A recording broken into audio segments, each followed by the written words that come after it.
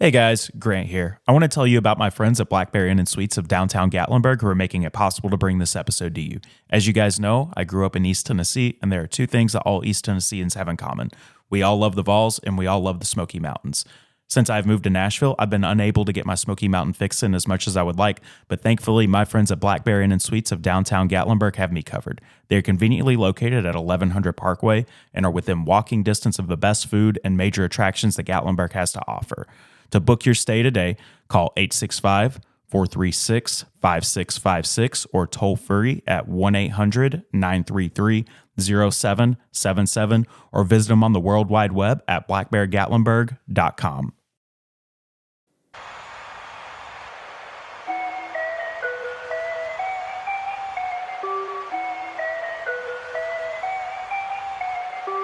Frank Bentley. Let's go. Yeah, make it look easy. Hey, stand up guy, boom. And welcome into this episode of the Volin' Out Podcast. I am Grant Williams, and joining me just as he does each and every time here on the show, Jordan Mountcastle. How are you doing, my man? Buddy, I'm fantastic. I'm feeling pretty sweet. You know what I'm saying? Man, do you want to be sweet or do you want to be elite, though? I want to be elite. Hell, I want to be final as well. But, This is true. we'll get to that one, maybe here in a couple of days right there. But, man, what a game, if you can really call it that. I think it was more of a rock fight on Saturday night. Shoot, dude, I'm going to call that one a wrestling match. That was wild the other night, It's dude. the ugliest thing I've ever seen in my entire life. But, hey, a dub is a dub is a dub, my guy.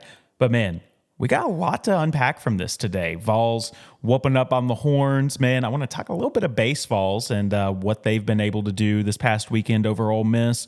Preview a little bit of that game they got coming up, I guess, here in a couple of hours at the time of this recording. But it will be yesterday by the time this is out to everybody. Talk a little bit of spring football, man. And then also, we got Charlie Johnson from Creighton 24/7 joining us later today.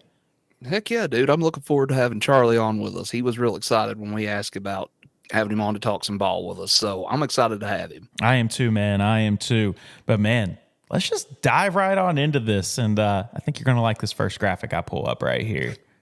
I thought that you'd find that. Man, Vols say horns all the way down, beating up on Texas 62-58. Vols find a way to win despite a god-awful night of shooting. I don't even think horrible is the right word for that. Dude. Okay, so the Vols going into that game, going into it, no team had ever shot less than 15% from the three-point line and less than 35% overall from the field. Going into that game, they were 0-66. They're now 1-66. I'm glad that we were the one to be able to make that horrible stat be a thing right there. Better to be lucky than good, my man. Yeah, that is true, man. I mean, that's really what it was. I think if either team would have won that game, it would have been very lucky for either one of them because it was just an ugly basketball game all the way around. But, man, one thing that I like the most out of this, Santiago Vescovi becomes the all-time leader in steals for the University of Tennessee during this game as well. Yeah, man. Santi actually had a decent game the other night. Score points wise, it doesn't show, but he done all the other things that he needed to do. Yeah, and I mean, I'm happy he's able to get that. I don't think he's going to hang on to it for too long just because Zakai's coming right up on his heels right there. But get to hold it for 11 months. I'll be happy. Yeah, absolutely, man. I mean, how crazy is that to think that we have two guys that can break that record back to back on the same team? That's what's crazy because Vincent Yarborough's held that record. I mean, man, shit, since I was a little kid. So it's good to get to see somebody else getting a crack at that one right there. You were shitting yellow then. Man, I really was. It's crazy how long that record stood right there. But then, man, the best thing out of this entire thing right here, Rick gets the best of Texas, who fired him because he couldn't take them to the Sweet 16. And look at where he's going, and his old school is not going. Texas is heading back to the house. Gus is going back to his fried chicken stand. Man, you know. It's crazy. It's just crazy how Texas fires Rick for that, and then look at where Tennessee is right now. Just great to have all that right there. But, man, kind of diving into just a couple of things from this game right here. So, ugly, ugly, ugly. Everything on my screen right now is ugly, including my face. But not as ugly as this right here. You know what? We both got faces for radio, man. Yeah, I think I just need to go work for the animal or something right there. I love you still, though. I love you Our too, mamas love us brother. too. They better. Shit, they better. Man, Tennessee shoots 33.8% from the field. Texas shoots 36.4% from the field. Man, Like how does that even happen? that's just, it's like, I don't know, man.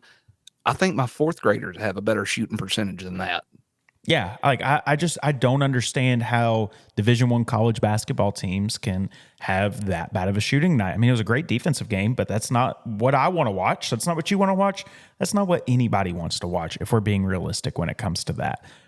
3-point numbers, right. man. Texas shot 30.4% from the field. Not a horrible number, where Tennessee goes 3 of 25 and shoots 12%. You and I, let's just be honest, Grant. You and I could shoot better than that, sir, on a Nerf goal. Man, I would hope so. I would That's hope so. terrible. I'm a little bit rusty, so maybe not, but I don't know. You give me a week of practice, bro, and I'm gonna hit 70%. Just what I'm I'll gonna tell you do right now. I can go for 2 weeks and not touch a basketball. I go to the gym that first night, I'm lighting it up, son. After that, but that first night, you know how it goes. Oh, you know yeah. how it goes. Well, man, so diving into a couple of other numbers right here, the free throw numbers, man, for Tennessee, I mean, it wasn't bad. 15 of 18, 83.3%. Texas, 11 of 12, 91.7%. You know what though, man? What that tells me though, a lot of those free throws were shot late in the game. We were clutch. Tennessee was clutch. I mean, 15 of 18, man, I am not going to complain about that. No matter which way you look at it, there's no way to complain. Dalton, and Dalton put that game on ice late with those 2 free throws there at the end. That they were huge. Massive free throws from Dalton right there. Rebounds, man. 42 for Tennessee, 36 for Texas. Tennessee got 14 of those on the offensive end, where Texas got 7. That's the difference in the game right there, is those second chance points.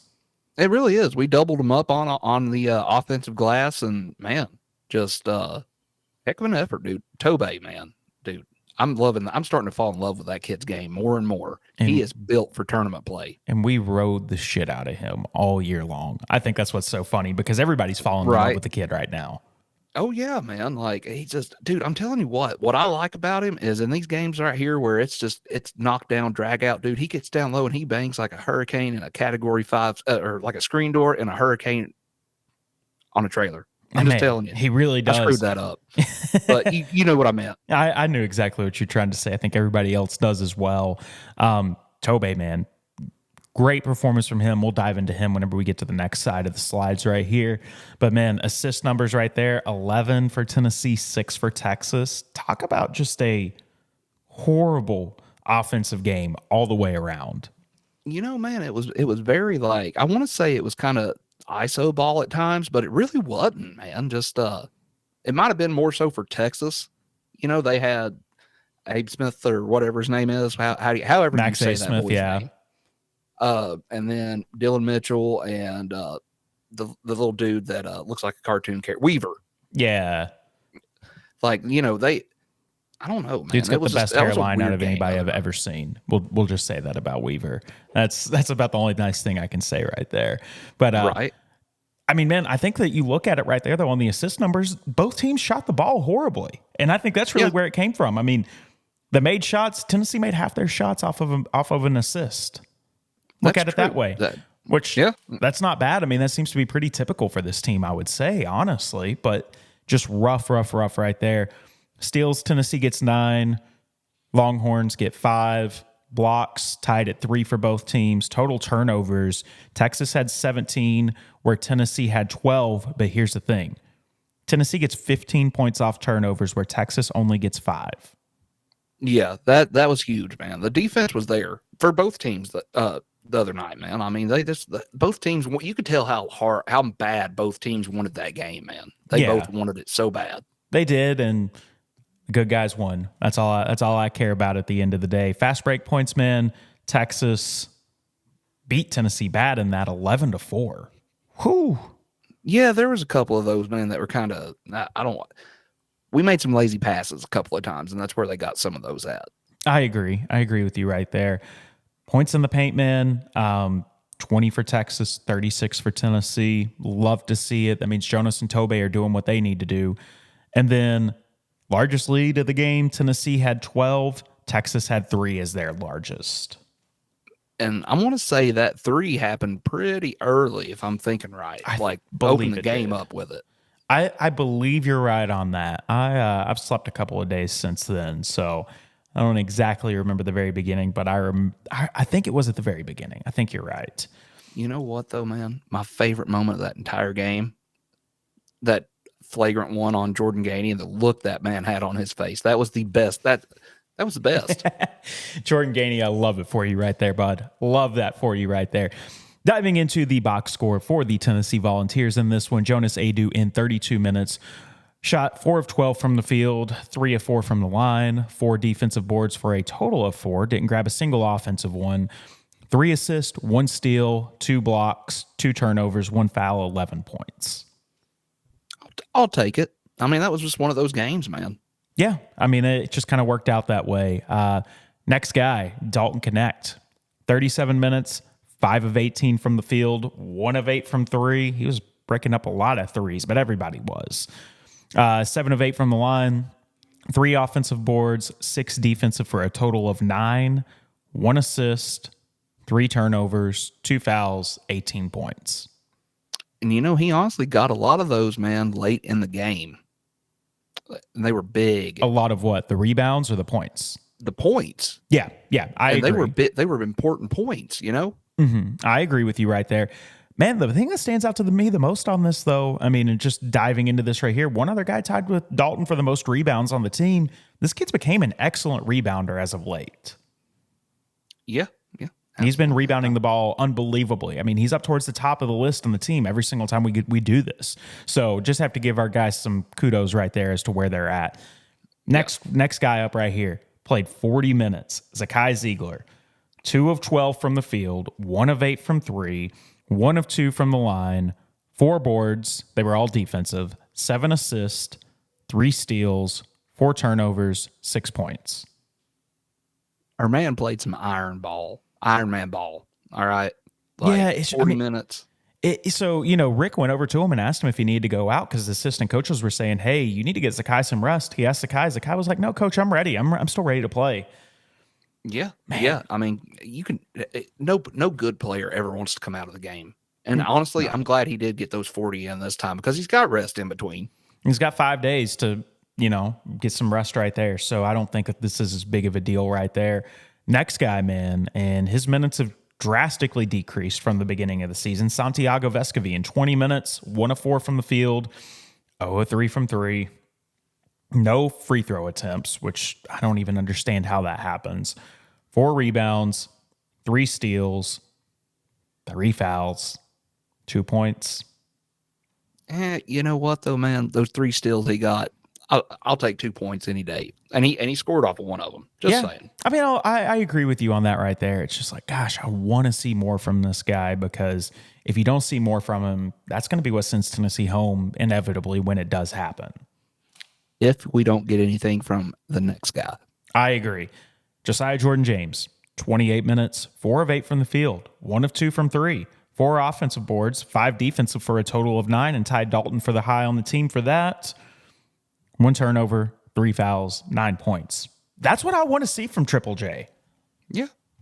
I mean, that stat line is a rock solid stat line, man. And that's what we need. If we can get another 3 or 4 points out of Santi, we're good. I agree with you on that right there. I'm happy to see him getting to play good ball like that. That's what I want to see. And if you can get 5 to 6 points from Vescovi, I think you're fine. Yeah, especially because here's the thing too, man. You got to think Zakai's going to score 12 or 14. He just didn't. He couldn't get anything going the other night. No, not at all. And that was one of those things that you could really see right there. Moving on to the bench guys. Tobe Awaka, 11 minutes, 5 of 4 from the field, 2 of 2 from the line, 4 offensive boards, 1 defensive for a total of 5, 1 block, 1 turnover, 4 fouls, 10 points. Great game for the young man. The only knock I've got on Tobe is I think at times he gets a little too physical, which is not a bad thing, But There's not a going team down that the wants to play stretch- that kid in March, though. no, Not a single one. no. Because, dude, like I say, man, he was banging like a screen door in a hurricane down there the other night. I loved it. Loved it. Oh, it was great to see, man. That's what you want to see out of him. I'm going to skip over JP just because he only played 1 minute, and I don't really want to talk about goose eggs. Next guy, Jordan Gainey, 15 minutes, 1 of 5 from the field, 0 of 4 from 3, 2 of 2 from the line, 2 defensive boards for a total of 2 boards altogether, 2 steals, 4 points. And the moment of the game. Yeah, that is true. Well, man, if I had to pick a moment of the game, it's probably Dalton's massive dunk. But Oh, yeah. No, absolutely. and like, dude, I don't know if you saw it. Like today, this is Tuesday when we're recording. Just for everybody right here, did you see the Instagram post the team put out today of that No, dunk? I missed it. So you know, on Instagram, you can put multiple pictures up there, and you can slide your finger across the bottom, and it'll change it. Right. Well, they did that, but it's like 5 pictures of that dunk, and it like walks you through it right there, where he's just making that guy his son.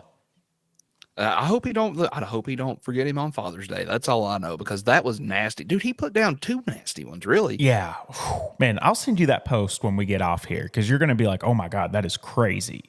Yeah, please do. Loved it. Jemiah Meshack, man, 16 minutes, 1 of 1 from the floor, 2 offensive boards, 1 defensive for a total of 3, 2 fouls, 2 points. His stuff doesn't show up on the stat line, though.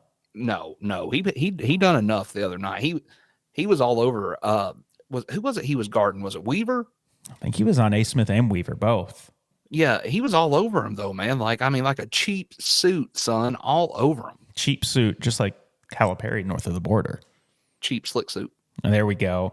Man, once again, Tennessee shoots 33.8% from the field, 12% from 3, 83.3% from the free throw line. Moving on to Texas, man, and there's only just a couple of guys I really want to talk about. Dessou is one of them. Yeah. 35 minutes, 4 of 18 from the field, 2 of 7 from 3, 2 of 2 from the line, 4 boards, 3 steals, 1 assist, 4 fouls, 12 points. He did well.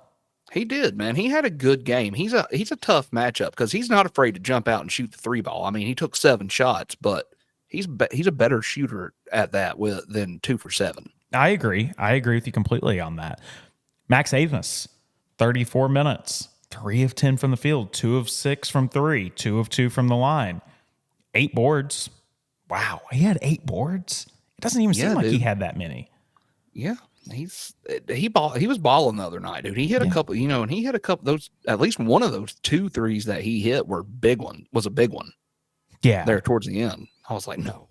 Yeah, he had 2 assists as well, 1 steal, 1 block, 4 turnovers, 2 fouls, 10 points. Tennessee played really good defense on him, man. And then Weaver, the guy with the worst hairline I've ever seen any college kid ever have, 26 minutes, 3 of 7 from the field, 1 of 3 from 3, 6 of 6 from the line, 1 offensive board, 1 defensive for a total of 2, 1 turnover, 2 fouls, 13 points. He played a good game as well, man. But he did. Texas only shot 36.4% from the field, 30.4% from 3, 91.7% from the line. Just not a good offensive output by any of these teams, honestly. Just an absolute rock fight, man, like we talked about. It was a physical game. Oh, yeah. Going on to the leaders for the teams, Hunter for the Longhorns had 13 points on 6 of 11 from shooting. Dalton Connect had 18 points and 5 of 18 from the field for the Volunteers. Max Amos led them in rebounds with 8. Dalton Connect and Josiah Jordan James led Tennessee with 9. Assist, Hunter once again for the Longhorns, 2 assists, but he had 6 turnovers. Ooh. Hot potato, son. Oh, my God. That is bad. Zakai led the Volunteers, 7 assists, 4 turnovers in 40 minutes. What was your point right there, Jordan? I'm sorry. No, I'm sorry. I didn't mean to interrupt you there, bud. That one of the turnovers that Hunter had was like the most boneheaded turnover ever. They gave it to him after it was an inbounds play. He tried to run the court. He tried to run the line down there. It's like, dude, you're in college. You should know this. Yeah, you really should know that. I don't understand how he doesn't know that, but hey, the good guys won, man. That's what I keep on going back to right here because this was just an ugly game all the way around, man. But man, Let's listen to what Rick Barnes and a couple of the players had to say at the very end of the game. And then we'll break down our stuff and we'll give everybody our player of the game in the milk carton. All right, buddy. Ryan Sylvia, Rivals.com. Dalton, just what was that moment like at the end of the game, ball in your hands, kind of game on the line? I wanted the ball in my hands. I told Z that when we were walking out of that timeout, saying I want the ball in my hands. And, he had trusted me as well as the whole team had trusted me to, despite my shooting performance today, they had trusted me to go take those shots. And I can't thank my teammates and coaching staff enough. Second row. Tobey, that first half, I know you got in some foul trouble, but you scored 8 quick points at a time when Tennessee was really struggling to score. Just how big of a boost did you feel like that gave the team in the first 20 minutes? I think it definitely gave us a boost. I think overall my mindset was just to play aggressive but composed. Obviously got into some foul trouble, but I think it's just a credit to our guards finding me in the right place and making it easy for me to score. Right aisle. Any of you can kind of answer this, but I wanted to direct it to Dalton. I think after you hit that 3, a little under 6 minutes left, it looked like you took this big sigh of relief, kind of shook your head, like, where's that been all game? What's it like when you're kind of going through I'm sure you felt not that different from a normal game, but when the shots aren't falling that way, how do you kind of manage that mentally? I just said thank you finally. I seen one go down, but I'm not really too focused on that because scoring is, it's all right, but you got to lock up on the other end, and that was what I was trying to focus on the most when my shots weren't falling, and trying to do the little things that could impact the game, like rebounding and stuff like that, setting screens. Other questions for the student athletes? Front left. Tobey, I know Coach Barnes, usually when you get 2 fouls, you're done for the half. Were you surprised to go back in? Yeah, I asked him for another chance after I got that second one. He put me back in. I don't think he realized I had a second one. Obviously picked up that third, unfortunately, but I think it's just a testament to the trust I'm starting the game. Other questions for student athletes? Next one, third row.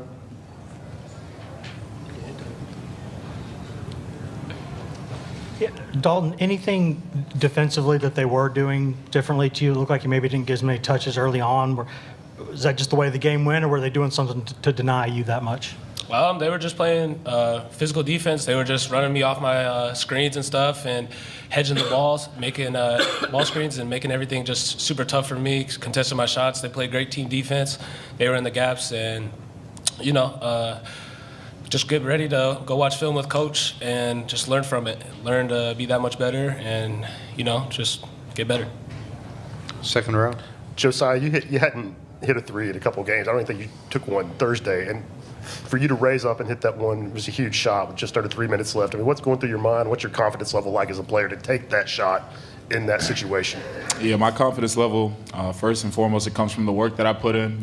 Each and every guy here, we believe that we're the hardest working team in the country. And so we get in situations like that, you just got to rely on your work. And then obviously my confidence comes from my coaches and my teammates. Every timeout, every huddle, they're telling everybody to be aggressive, stay confident. And so it just goes back to my work and obviously my teammates.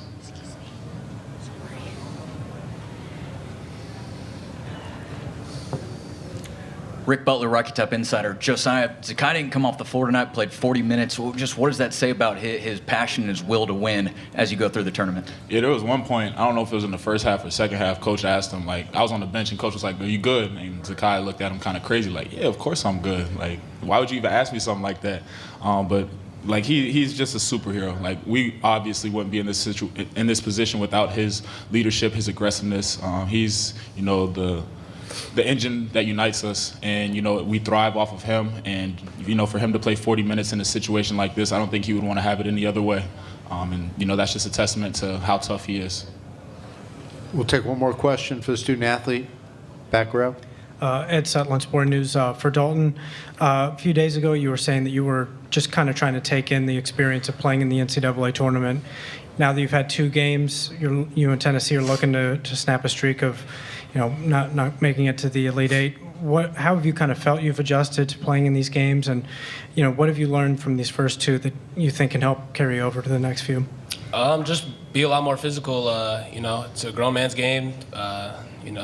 Just be ready to go out and take the first or give the first hit, and just keep learning in film with Coach Barnes and the rest of the coaching staff, and as well as just going out there and competing with my teammates is just, we just going out there hooping and stuff. Okay, guys, thanks. You can head back to the locker room. I know there'll be some more members of the media waiting for you there. Sorry, my bad. No problem. Good job. Okay, we'll continue. Questions for Coach? Back right. Josh Graham, WSJS. Coach, you said there are a lot of special people on the other side of the bench. Now that the dust has settled, how special was this weekend for you, considering where this regional was and how it shook out for you guys? Well, my first year in college coaching as a volunteer at Davidson, my very first game as a volunteer assistant, we played at the old Charlotte Coliseum. And we won our first game there against Brown. And I still have that watch that said that, and we were the Charlotte Invitational champions. And that was our goal coming here. And I said, we're in the Charlotte Invitational tournament right now. There's 4 teams. And again, I can't tell you how much respect I have for, I could talk all night about Texas and their staff. I'm looking at one of my favorite players sitting right there that was the first high school player that we signed at the University of Texas, Chris Ogden, and he's truly like a son to me. And, the game played exactly how I knew they were going to play so hard. They knew we were going to play hard. They did an incredible job on Dalton, and we knew shots were going to be hard to come by. We did feel it if we could maybe get inside a little bit. Thought we could get them in some ball screen, and we had some looks, and we knew they were going to go to a matchup at some point. We knew that was coming because the last time we played them, we saw it, and we got the shots that we thought we could get out of it and some back cuts.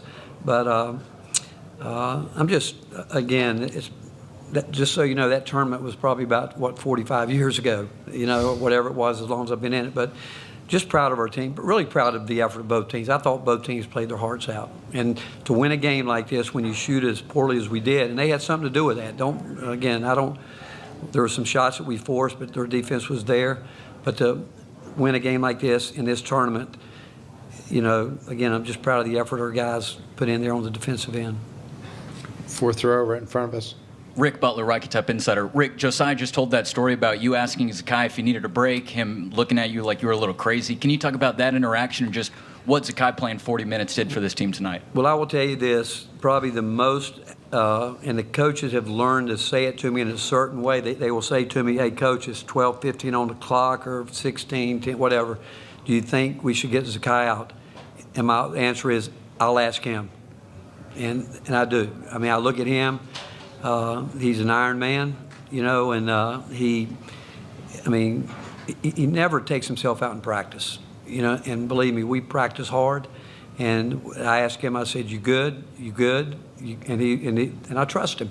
And even though he had a tough night shooting the ball, it's just the little things that he does out there. The one stat that was probably good for us, I think their guards turned it over 10 times, and we got 10 extra shots, but and the points off the turnovers was really probably the difference in the game, really. But his pressure defensively, but to answer that question, he was tired because they had a rim shot on that last possession down there, and he was the guy that didn't block out, and he knows I'm going to get him for it because we kept talking about we can't ever leave this tournament with somebody not blocking out, and we were fortunate they missed that follow-up there at the end.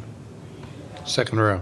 Coach, you stole my thunder a little bit. You mentioned it, but you talked yesterday a lot about sometimes you don't shoot the ball well, but you play well, and people don't realize it. Was this just a classic example of that? Well, I think we played well defensively, and again, they do some really good things. And we wanted to take away the paint. We were obviously concerned about A. Smith. And I think Jemai Meshack did a good job. Santi did. We lost him one time. He does a really good job of some things we were concerned about. We saw that a lot of people wouldn't guard. Let me see here, make sure I get it right. Dylan Mitchell, and we were going to guard him. We believe in ball pressure because we watched a lot of teams stay back, and he does a good job. They got him really dribbling that, letting him come off, get some separation. We only gave that to him one time, and he hit it. And that was a big play at that point in time for them. But we again, we just kept talking about we're going to put it on our defense. We got to take the shots when we get them, but we've got to put it on and they did some good stuff at the end of the game, getting downhill. Z missed his closeout, and Tyrese went by him for some layups, and we gave him a couple no pass paint touches, which you can't give to anyone. But overall, is exactly the kind of game we thought it would play out to be. And that is what Rick Barnes and a host of players had to say at the end of the game on Saturday at the Spectrum Center in Charlotte, North Carolina. Jordan, what are your takeaways from what they said? Man, you could tell they were dog tired, buddy. Oh yeah. Tobey though, man, I'm falling more and more in love with that kid, man, and how he plays. And we've got him for quite a while now. He's got 2 more years left. I just hope that he doesn't hit the transfer portal like a lot of other players are doing, man. I don't think he will, man. I think he likes it here. And one thing I like to hear too was Dalton was like, I told Ncaa I want the ball in my hand. You can't. That's a scorer's mentality and a leader mentality right there. Hell yeah, it is. That's exactly what it's supposed to be, man. I'm just happy to see that they were able to get the win, 1, and 2, you did it in an ugly way. It's not like this team has found multiple ways to win this year. Let's be realistic. You can go to Kentucky and you can get in a scoring match. You can play slow it down, beat them to death ball with South Carolina. You can play slow it down, beat them to death ball with Alabama. You can do that with Texas. You can let your offense lead you. You can let your defense lead you. You can say, okay, we need to play in the post today because that's where our advantage is. No, we need our wings or our guards to stand up. It just makes me feel better the more and more and more that we get that going. Yeah, absolutely, man. And then too, the other night, man, we didn't get a whole lot out of Dalton. We got enough. And I'm not saying a bad thing about his game the other night. It was just one of those games. Texas did great covering him. I wonder if they listened to our buddies with the Longhorn Fan Battle podcast on our advice we gave them on how to stop them, because that's pretty much what they did. Yeah.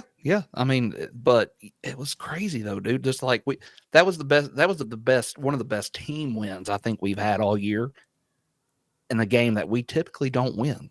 That's the biggest thing for me right there. And I will say, it's not probably one of the best team wins. That is the best team win, because guess what? You're still dancing, and there's, math is not my strong spot, but there were 64 teams and you're down to 16 right now.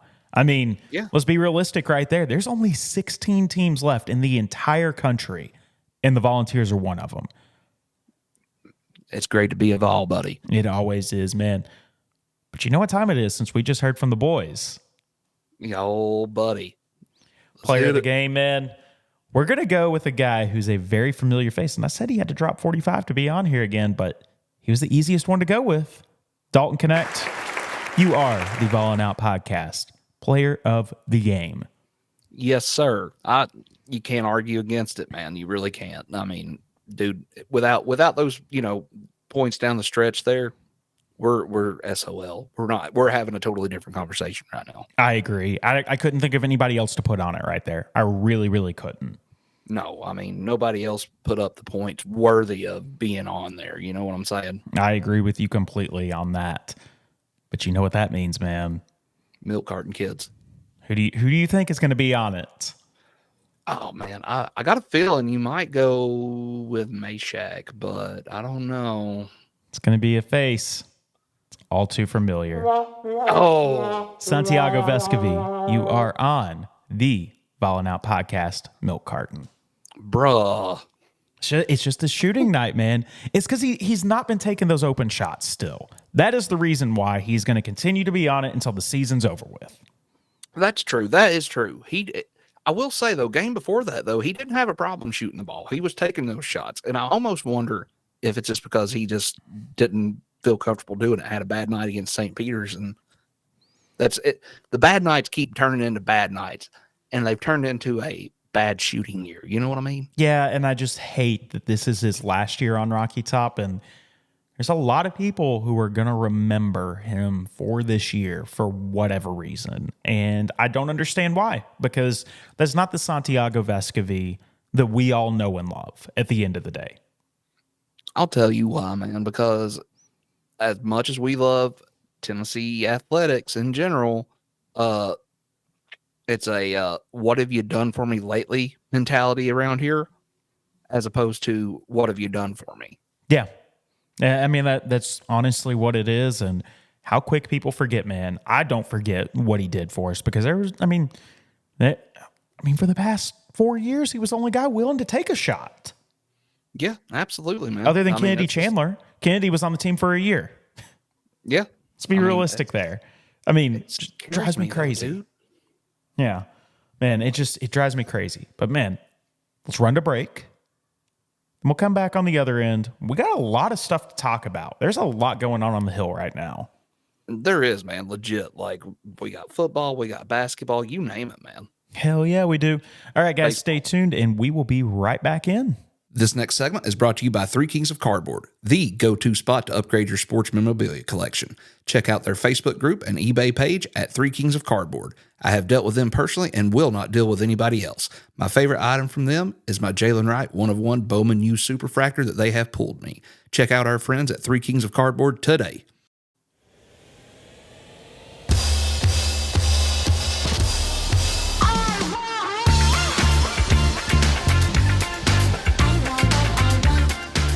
Man, how about we give the people what they want since they're saying they want some more? We're people pleasers. That's what we do on the Ballin' Out podcast. That is sure as hell what we do, man. But man, there's been some more interesting games for the Southeastern Conference in the NCAA tournament right here. And it's not been exactly the best showing for a conference that you can say. No, I almost want to argue that maybe the SEC wasn't as deep as we thought it was. We just beat up on each other, and everybody thought, well, SEC carries a little clout. I've said it before. I'll say it again. I think the Big 12 is probably the best conference in basketball. I mean, right now, too. I mean, they've dropped like flies, too. They've kind of been like the SEC. Looks like the ACC is the best, and, I mean, they sure as hell aren't if you look at the numbers they put up this year, Right. Well, come tournament time, man, those ACC teams, they always do it. Always do it to them. That is true, man. Well, let's talk about some SEC ball right here. So, man, There were 3 teams that advanced to the round of 32 from the Southeastern Conference. There are only 2 that still stand in the Sweet 16. We're going to tell you how we got there.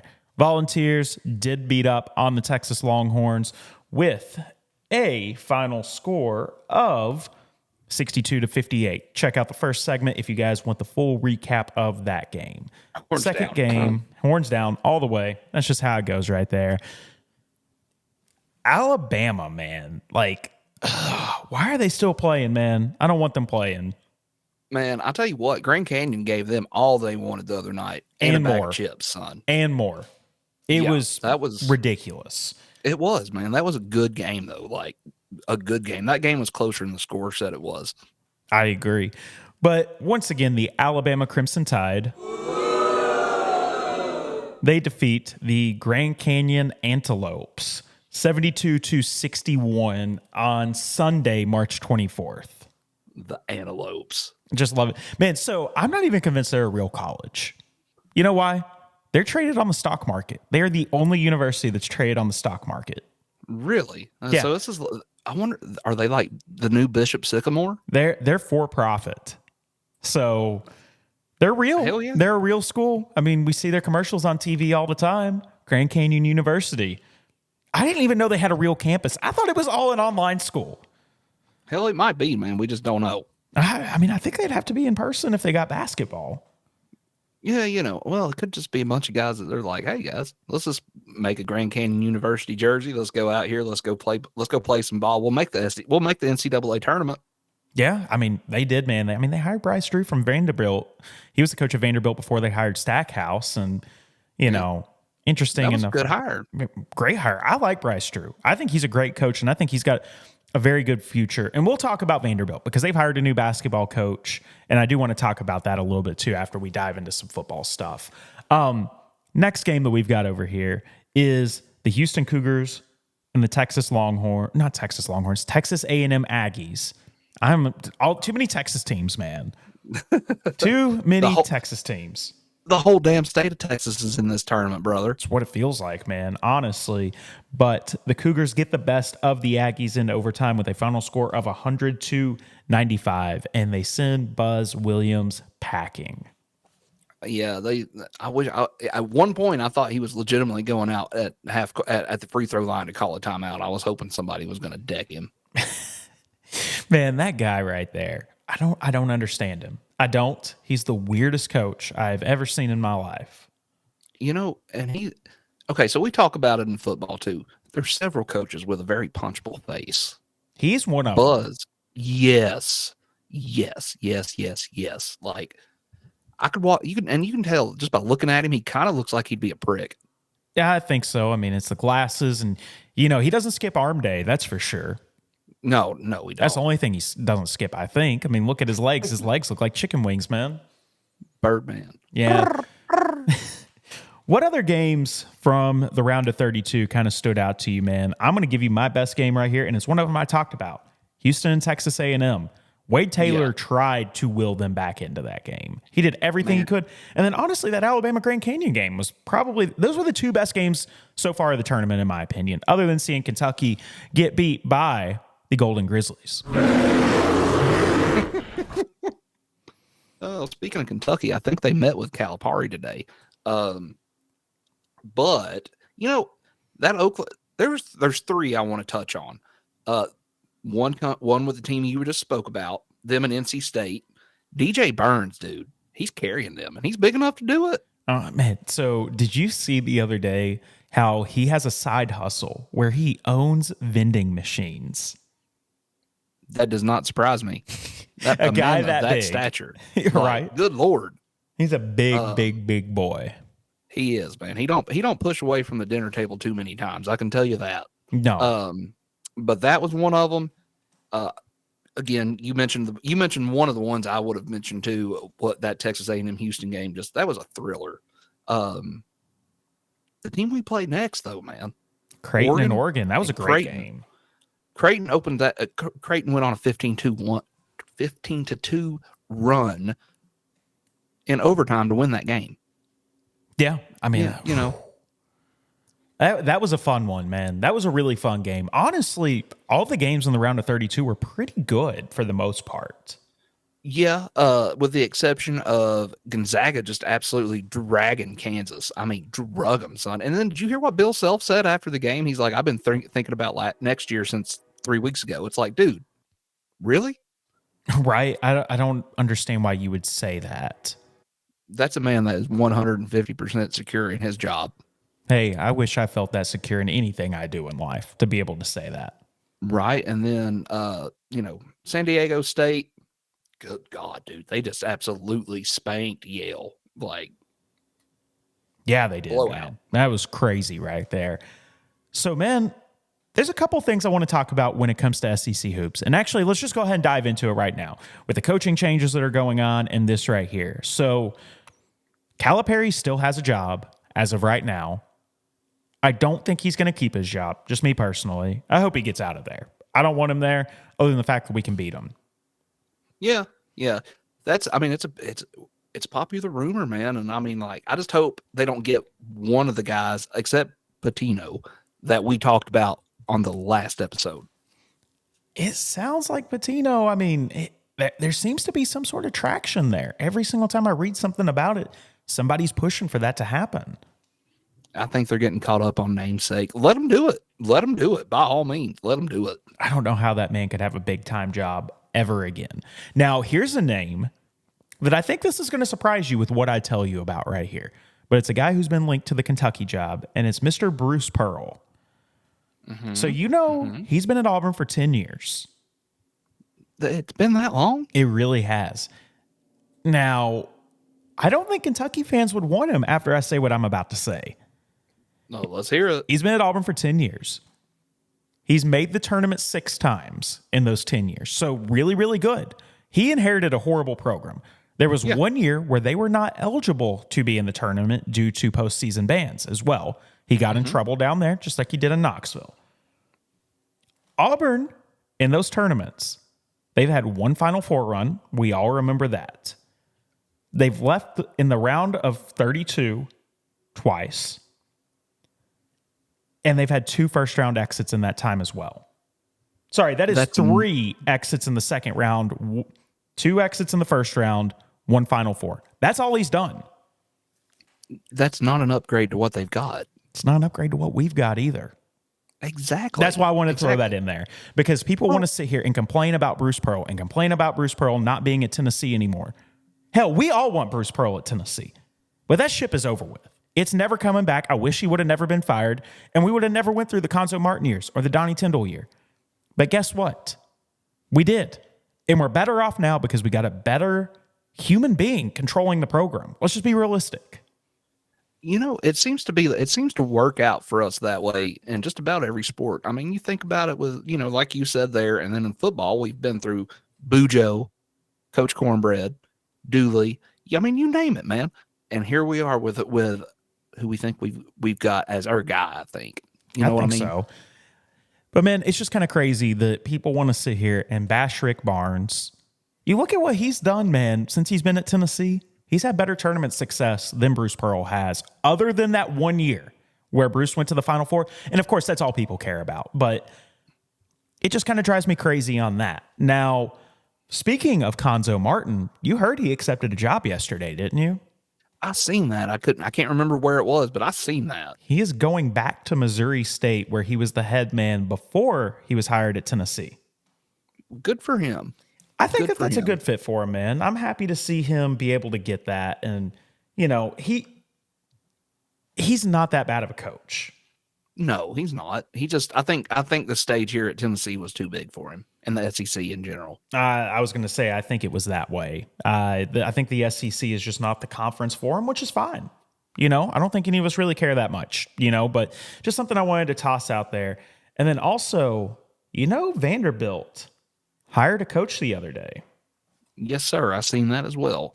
They hired up our guy from James Madison University. Nice. And he's done well. I'm trying to look up his name. I thought I had it in my notes, so I apologize on that real quick. No, you're good. It's been one of those things. This has been a weird coaching year, too. I mean, we had one guy get fired and then coach in the NCAA tournament. Right. Then I'm wanting to say the Washington State coach took what job did he take? Did you see it? I saw that pop up yesterday, but I cannot recall. It's Stanford. Yes. Like he just, these guys, to me, whenever I see stuff like that, I'm like, these guys are coaching these games knowing they're not going to be here after they lose. I'll tell you this thing about Washington State. You know why he's leaving. It's because they don't have a conference next year. Yeah, that's the only reason why he's doing it, I think. I don't think he'd leave there for a lateral move because it's pretty much the same move, if you ask me. So Vanderbilt hired Mark Byington, who was at JMU. Now, here's my question for you. Why would he downgrade on his job that bad? I think JMU's a better job than Vanderbilt, personally. You know, on paper, you know, I mean, JMU won, 31 games this year? Yeah.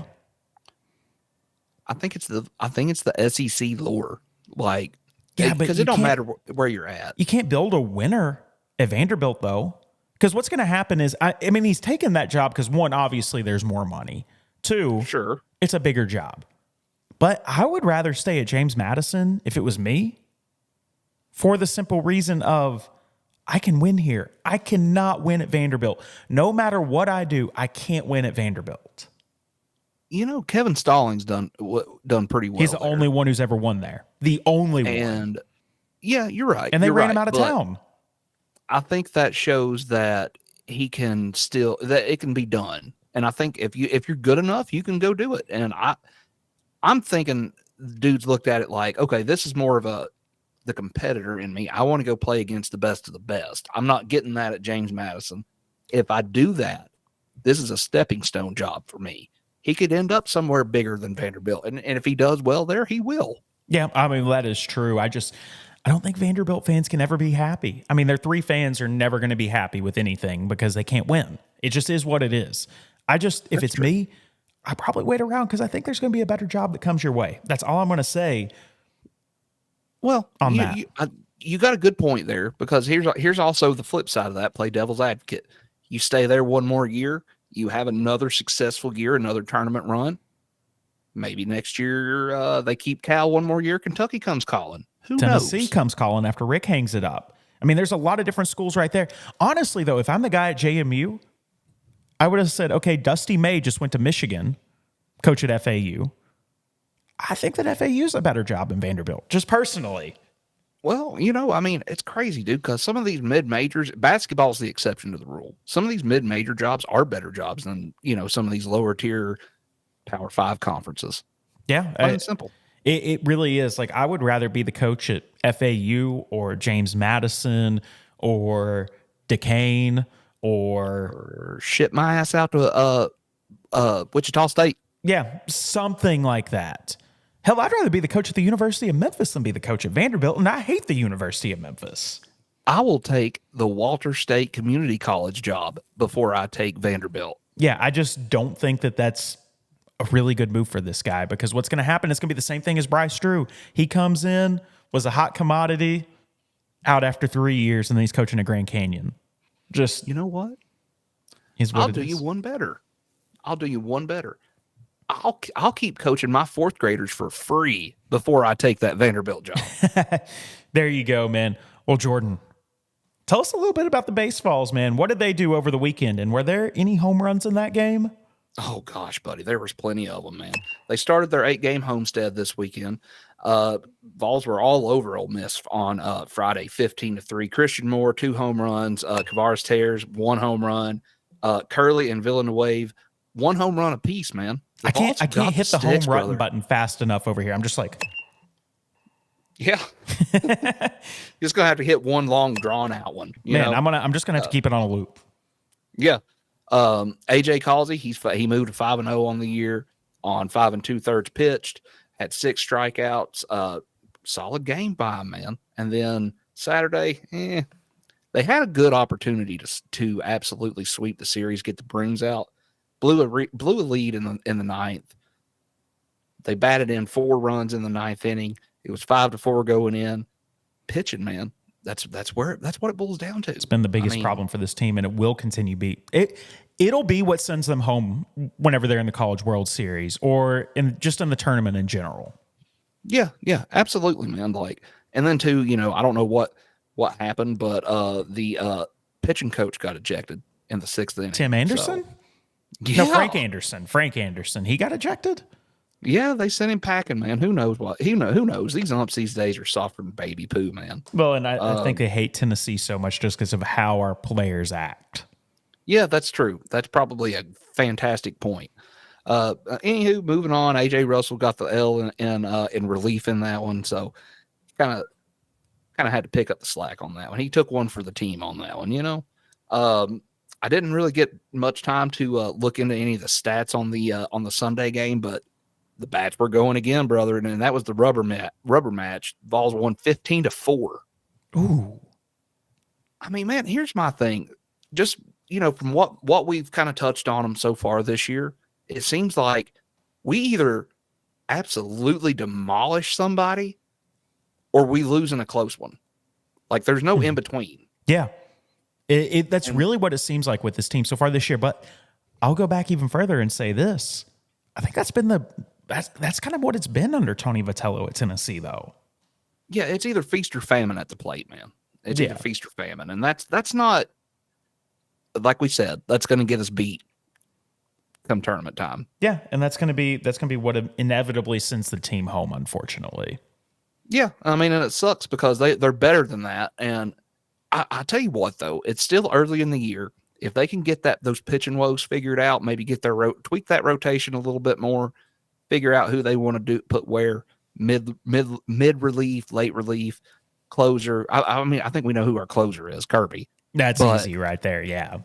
I don't think it's starting pitching, and I don't think it's your closer. It's that rotation you've got in the middle. I think that's what it is. And if they can get it figured out, they're going to be just fine.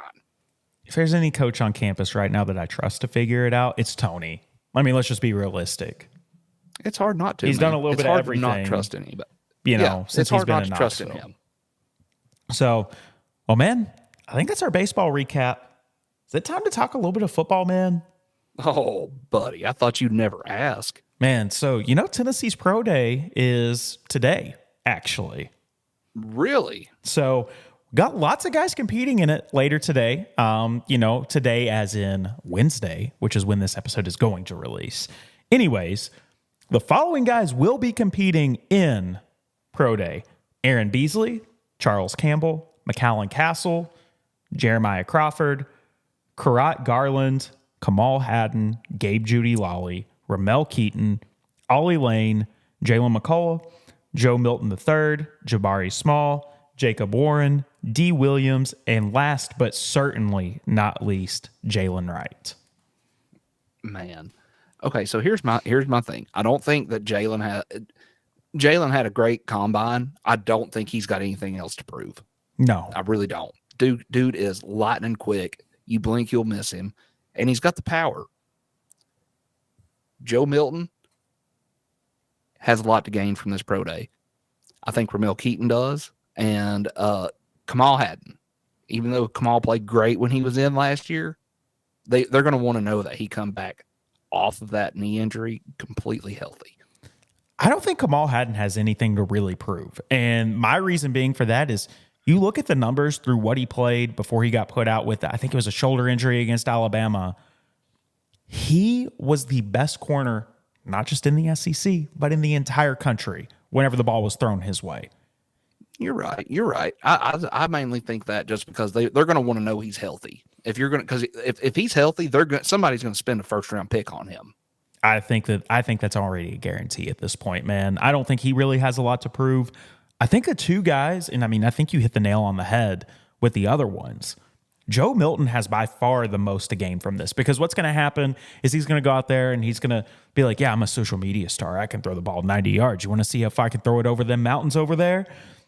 He's going to do it. And then somebody's going to get googly hard eyes and just go crazy over him. And then they're going to have the worst quarterback in the NFL on their roster because they made a stupid decision. That's impossible, man. Anthony Richardson's on a roster. That kid can ball. That kid can ball. Joe can't. Joe is horrible, man. Like, this is my thing on this. Everybody is so enamored by what Joe can do, how far he can throw the ball. Hell, I was one of them. I'll be the first person to say that. He's not a good football player because the processing speed is like the Apple logo that spins whenever it's buffering. That's kind of like what goes on upstairs for him whenever he's trying to read the field. Not calling him stupid. I think we all can kind of agree with that, though, is the processing speed is not there to what you need to be. Now, I think a team will take a chance on him because somebody needs a quarterback. And if you're the one who can figure it out with Joe Milton, you've got the best quarterback in the entire world if you can figure it out. I would agree with that and I think somebody will because, dude, he's got the measurables. I don't think there's any question there. He's got the size. Hell, man, he's got speed to run. We've seen it. He can run whenever he gets on his horse. So here's my thing. Why couldn't Josh Heupel be the one to figure it out? I think Josh knew what he had and didn't want to push his limitations. I don't know. Maybe I don't know, man. It seemed like a lot of the times it was one maybe the second read.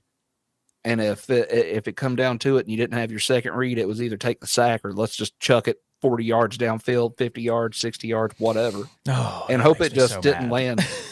And hope it just didn't land in somebody else's hands, you know? The problem was that's what happened. I think Joe's the guy who can gain the most from this. I really do, because somebody's going to fall in love with him stupidly.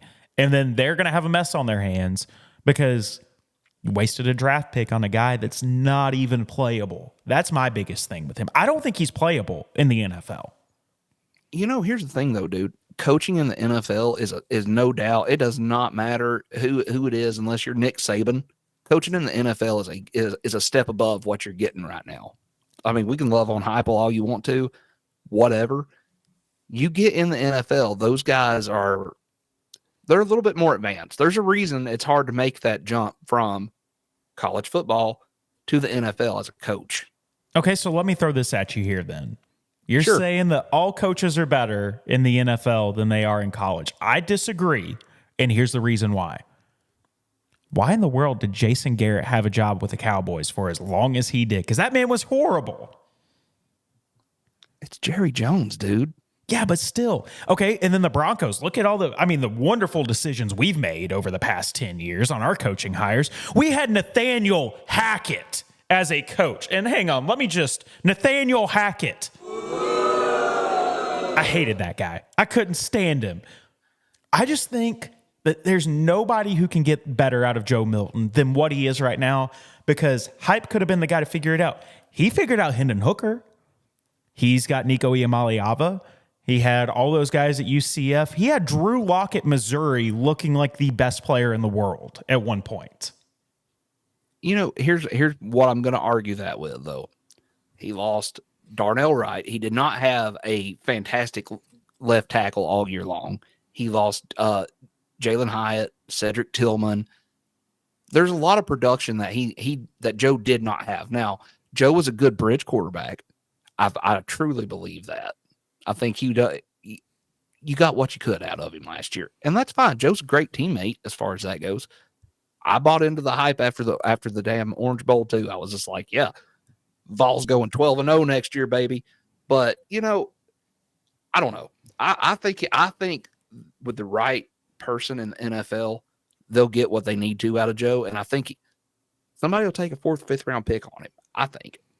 Gosh, oh man, that'd be the most overdrafted player I've ever seen in my life. But I think it's going to happen. I really do, because somebody's going to get googly hard eyes, just like I said. Somebody's going to see him throw the ball 80 yards over some mountains, make it land in a bucket on the very other end, and they're going to find a pot of gold at the other end of the rainbow is what they're going to think they got. And then he's going to stand in the middle of the tee. I'm sorry, go ahead. I didn't mean to cut you off. I was just going to say, all you're getting is an Anthony Richardson who can't read the field. Anthony Richardson can read the field. That dude is a baller. That's the comparison to Joe Milton, where I think their games are very similar. Only one of them has processing speed to be able to figure things out, where the other one doesn't. That's my whole thing right there. Touche. I'll give you that one. I'll tell you what's going to happen, though. I'll tell you what's going to give them those googly hard eyes or whatever.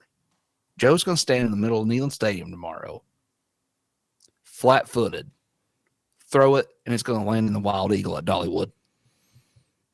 If that happens, it could actually happen is what the problem is. As windy as it's been the last day or so, man, if the wind catches that thing, it's going. That is true, man. That is true. Well, man, let's run to break real quick. And we've got Charlie Johnson from Creighton 24/7 joining the show to help us break down the Blue Jays. Man, I'm excited for that one. Let's do it, man. Stay tuned, guys. We'll be right back. Hey, guys, are you all anything like me? You have a hard time getting out of bed in the mornings until you get that first drop of caffeine in you? If so, I want to invite you to give our friends at W a try. W has created a jitterless energy blend. It comes in a powder. You drop it in a shaker, water in it, shake it up. You're good to go. There's no calories, no fillers, no artificial colors, and no sugar in it. So you don't get that sugar crash you would normally get from an energy drink that you would go get at the gas station. My favorite flavor is Beach and Peach, which is a white mango peach. And let me tell you guys, this stuff tastes amazing. If you guys want to give them a try, go to w.gg on your web browser and type in promo code VALLINOUT for 10% off. VAWLINOUT for 10% off.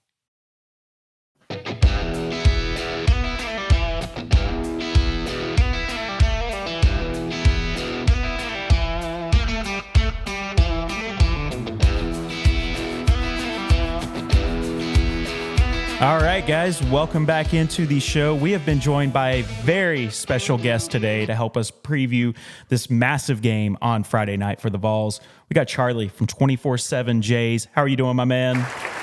Feeling good. Happy to be here. Ready to talk some basketball. This is the game I was most excited for when the bracket came out, and I'm happy that both teams got it done and were able to get here.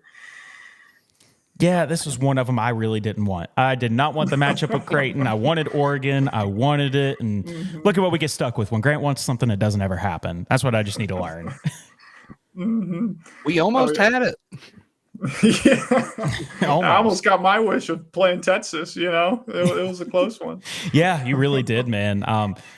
Man, we got a lot to dive into from this, honestly, right here. So what can Vol fans kind of expect from the Jays in this game? Who are the players to watch out for? And most importantly, who's going to be the guy guarding Dalton Connect?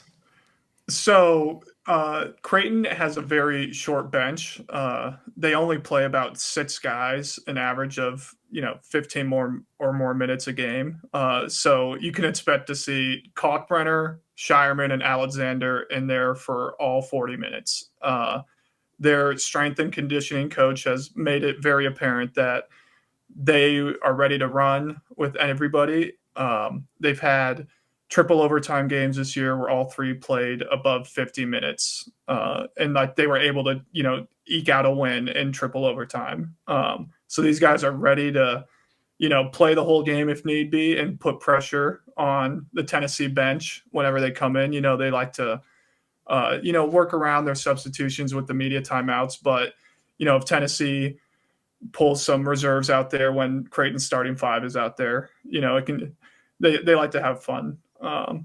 In regards to Connect, I don't really know if anybody's going to stop him necessarily, but I think either Baylor or Trey Alexander would get the duties of picking him up.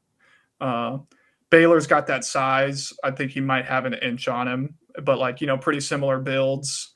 And Trey's, your 6'4" with a 6'10" wingspan, long guard, who can, get up in your jersey, put some pressure on you, make it uncomfortable. So I think you'll see a healthy dose of both of them. Just because I'm worried if you leave one on for too long, Dalton may find what works for him. And I don't want that to happen, me personally. We do. Yeah, we need it to happen. Let's be realistic right there. If Dalton goes cold, Tennessee's cooked. I mean, I've said it all year long. It's going to be bad in the tournament if he goes cold. Luckily, Tennessee was able to overcome that on Saturday night at the Spectrum Center in Charlotte. So I read a stat earlier today about Creighton, and I just want to ask you about the validity of this. I checked it like 4 times, and it seems to be accurate. In 53 let's games, no Creighton player has fouled out in the past 53 games. Wow. This season, they're the only. I checked again, like before the Oregon game. They're the only team this year to not have a player foul out at all. Rarely you'll get a guy with 4 fouls. They do a really good job. They don't force any turnovers. They don't take those risks on defense. With like reaching. They like to funnel everything towards Ryan Kalkbrenner in the paint because he does a great job of just staying vertical, keeping hands straight up. He can block your shot, but even if he doesn't block it, he's going to alter it enough to where it's probably not going to go in. He's 3-time Big East Defensive Player of the Year, and he proves it night in and night out. He's the 7-footer, isn't he? Yeah. Mm-hmm. Oh, gosh. We can't play teams that have size down low. It always seems to be an issue. He's not like, the quickest, like on offense. He loves, getting it on the block. They like running some like high-low action.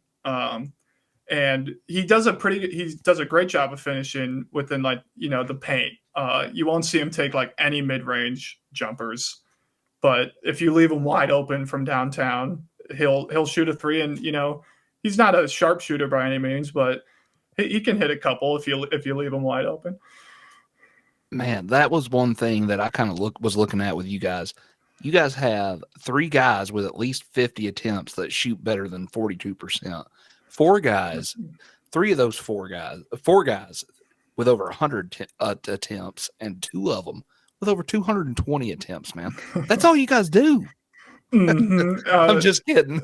Yeah. I mean, it allows it opens up the floor so much having 4 guys with Kalkbrenner who can take like volume 3s, that can get up 4 or 5 in, a span of the game. And they love just off ball movement. They're rarely stopped on defense. It gets tough to watch sometimes when they try to play ISO ball. Don't really have like a whole lot of shot creation off the dribble outside of Trey Alexander and Baylor. They use that ball movement. They try to catch you sleeping. If you help off the weak side corner, they're going to throw that skip pass. And if they're open, they're going to shoot it. Like they have no qualms about that. Doesn't matter if they're 0 for 10, 0 for 20. If it's a good look, they're going to take it. they got the shooter's mentality. If it's there, I'm taking it. That's how you do it. I mean, that's how you got to be. That's how you got to be, especially this time of the year. Oh yeah, in a one game, winner take all kind of setting, you can't leave points on the board. Coach Mack definitely gets into the analytics a little bit, where either one's at the rim or a 3-pointer. So yeah, 3 is worth more than 2. They know it, and they try to make everybody else feel it during the game. That's accurate, man. I mean, you got. I've kind of talked to Grant some this week. It's one of those deals where after we realized we were going to sneak out of there with a win over Texas, we're going to have to chase you guys off the 3-point line. Plain and simple. That's just the way it is. And if we want to give ourselves any shot to win, I mean, that's just how it's going to have to go. And you were kind of mentioning, you wasn't real sure who's going to guard Dalton. Your lengthiest guy is going to give him the biggest fit. I'll just tell you that right now. Yeah, that's how Texas was on Saturday. And any insert game here that Dalton has not performed well in, there's been a tall, lanky defender that goes out there on him and can really get up in his grill, and he doesn't like it. He'll still go get you 15 to 20, but he's not going to get 40 or, another 35-point game like how he's had 5 million of them this year. A question for you guys about Dalton.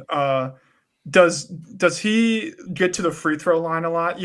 Is he driving for contact to get, or drawing fouls on shots? He is. The only issue with that, though, is he's not the best free throw shooter.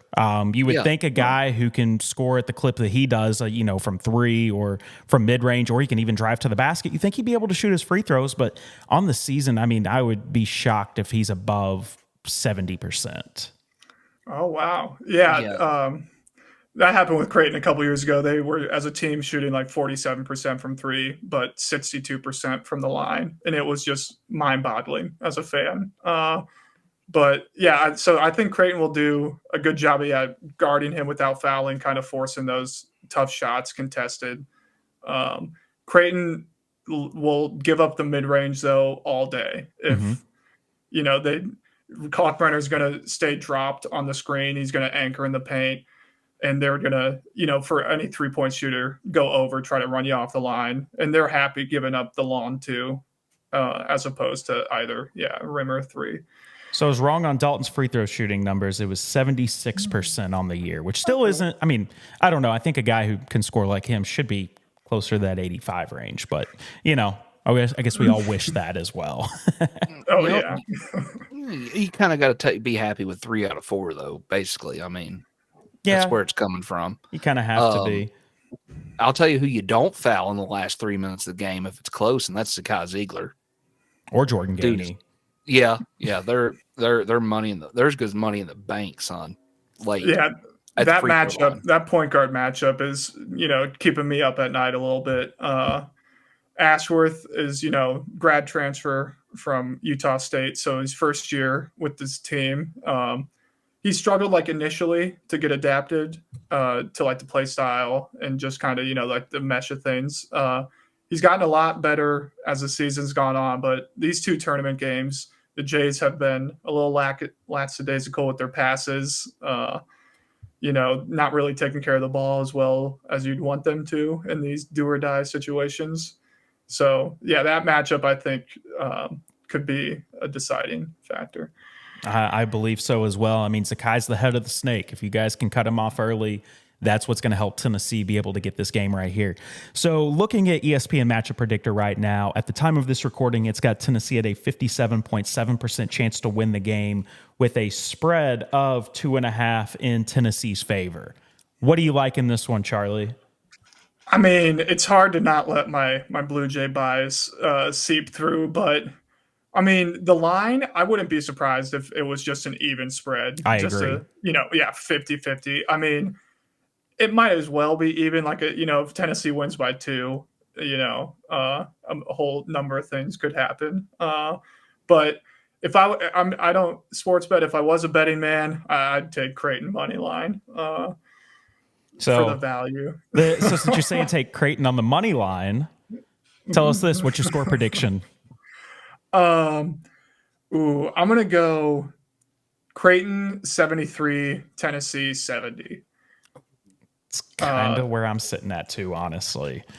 I do my pregame articles, and I always do a score prediction. There's been, many games where one team's score will be right, the others will be like 2 points off. When Creighton lost to Providence in the Big East tournament, I had the score right, but I had the teams wrong. So, one of these days we're gonna get there. There we go. I'm going out on a limb. Vols by 50. Just kidding. Just kidding. Oh, I mean, if that's the case, then hopefully I can go to bed early on Saturday or on Friday night. Yeah, man, this is a late one. I mean, I live in Central Time. I'm out here in Nashville. 9:09 p.m. tip on True TV, or TBS, whichever one it is. It says True TV/TBS on ESPN right now. So maybe they're going to show it on both. I don't know. But that game right there, man, this one has been the one that scared me the most, honestly, in that region right there, because I think Tennessee could get past Purdue if they play Purdue again. You're not going to beat the same team twice, not especially a good team twice. This one right here has been the one that I'm like, oh, I did not want this matchup. I wanted anybody else. I was hoping y'all get upset in the first round so we didn't have to see it, but here we are, and we got to play the hand that's been dealt to us right here. Man, it's just going to be a great game. It's going to be a fun one. Oh, yeah. Anything could happen. Creighton could go out there, start, 8 of 10 from 3, or, they could shoot 1 of 13 in the first half from 3 and, put up 19 points. We saw that in Akron, and the Akron game, the first half was just an offensive explosion. Both teams were just hitting everything. And, I got real scared. I just wanted to make it to Oregon or South Carolina at that point. Be lucky you did get South Carolina. That team is rough. I mean, yeah. I wanted Oregon for the storylines of Creighton's old coach at Oregon, revenge for the 2011 CBI, but my God, they almost made me eat my words with Kuznard. My goodness. So one other thing I got for you, man, before we let you run right here. So I'm looking at the schedule right here, and there's one team that you guys lost to twice that I think is pretty interesting on this, and that's Providence. And the reason why I say that, and I'm not sure if you're aware, Kim English, who is the head coach at Providence, was at Tennessee for 2 years. He plays a very similar style of ball like Tennessee likes to play, really hard-nosed defense. You take the open three, try to work the ball inside and kick it back outside. What went wrong in those games for the Blue Jays to drop those 2 games to the Friars? So the first game on the road went to overtime and they lost. So that one I feel like they could have won. Any other play goes a different way in regulation. So left that game not with an awful taste in my mouth. That Big East tournament game, just that ball pressure that Providence puts on the primary ball handler or whoever's dribbling it up court, they are just relentless. Like, you're never going to get a Providence team that, is threw the towel in early. Kim doesn't play that because he doesn't coach that way and he didn't play that way either. Yeah, like just that physicality that Providence brings, along with Devin Carter. Devin Carter caused a lot of problems this year for the Jays. But yeah, just that, kind of like next man up off the bench. You knew they weren't going to slack at all on defense either. Like, they were going to come in fresh legs and, get in your jersey, force you to rush through your offense, force a pass when it's not there, or just, run down the shot clock and then, force you into a last second heave to avoid the turnover. So that can really give Creighton a lot of fits if Tennessee is like that, which I'm assuming it will be. Very close. Almost, Kim English is who similar. A lot of us want to be the head coach when Rick Barnes hangs it up. I mean, he's a great recruiter. He was an NBA player too. Like, he was going battling his players who were in the portal, being like, "I'll play you one-on-one, and if I win, you can't leave." And they're like, "Okay." And he beat all the kids. So he's a great guy. He's a young guy, and I hope that guy's wearing orange sometime soon. But man, one other thing I've got right here, because I just remembered this game's in Michigan. Jordan, this is kind of for you right here as well. Did you know Tennessee has never won a game inside the state of Michigan in the regular season? What? Or in tournament play. Yeah. So the Vols are all-time 0-4 at the University of Michigan, 0-2 at Michigan State, 0-1 at Oakland. If you remember that one, Jordan, Bruce Pearl took that team up there and lost. Yes. 0-1 at Detroit Mercy, which was Detroit University at the time. That was back in the 20s. And then 0-2 at Wayne State, which was the College of Detroit back in the day. So that's something to be concerned about. Maybe there's a monkey on our back when it comes to the state of Michigan, but I'm hoping that Charlie's the one who's upset and it's not us. Well, boys, you know what I always say, there's a first time for everything. Yeah. Let's hope that Grant and I hope it's this weekend. Charlie, probably not so much. He hopes it's Hey, next year sometime. I got one for you guys too. Greg McDermott and Rick Barnes, they're no strangers to each other. They faced each other in the Big 12 when Greg was at Iowa State and Rick was at Texas, and Greg has never beat Rick Barnes. So something's got to give. Yeah. So this is a wash. Mm-hmm. Oh, so this is something's got to give right here. Honestly, I don't know how to feel about this game. I'm probably going to side with Creighton a little bit more, just like I said, just because Tennessee's only made the Elite Eight once. I mean, let's be realistic. And these two programs are very similar. Tennessee's made the tournament one more time than Creighton has. That's it. I mean, these two programs are very similar. Neither team has been to a Final Four, I don't think. Neither team's ever won a championship. So something's going to have to give. And I hope it's Tennessee going to that second Elite Eight, playing either Purdue or whoever it is on the next game right there. But I think that this one's going to be a fun one, guys. I really am excited for it. But Charlie, where can our listeners and viewers find you at on the socials? So my Twitter handle is Charlie247Js. Instagram, I don't really post on there. It's mainly the Twitter. And then 247sports.com /Creighton. They'll find my articles on there. Yeah, but I'm just excited for this game too. I can't wait. I want it to be Friday night already. Same. More reasons than one, but I'm ready for it to be Friday.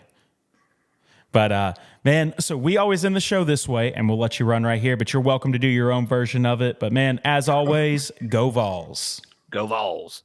Jay's Y90. I'll end with that. Oh. If you're looking for the perfect Smoky Mountain vacation, Mountain Romance is your cozy romantic getaway. Starting at $129 per night, you get 2 bedrooms, 2 full baths, and this beautiful cabin will sleep up to 6 people. With an amazing mountain view, pool table, and fire pit, this place has it all and is located within minutes of downtown Gallenberg. To inquire, go to Airbnb and search for Mountain Romance or email bearslair2021@gmail.com.